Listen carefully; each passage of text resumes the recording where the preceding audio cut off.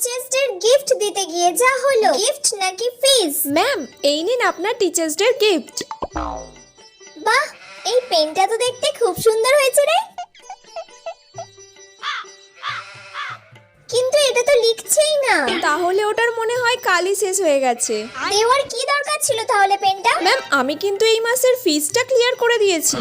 ও, আরে পেনটা তো এবার গড়গড় করে লিখছে। না না না, কালিটা খুব সুন্দর, আমার খুব পছন্দ হয়েছে এই পেনটা। ম্যাম, আমি আপনার জন্য এবারে এইটা এনেছি। পারফিউম? তোমাকে কে টিচার্স ডেতে আমাকে এইসব গিফট করতে বলেছে? আমার এইসব চাই না, আমার যেটা দরকার তুমি আমাকে শুধু সেটা দিয়ে দিলেই হবে। তুমি আমার ফিজটা মাসে মাসে দেওয়ার চেষ্টা করো। হ্যাঁ ম্যাম, মনে হয় 2 মাসের ক্লিয়ার নেই।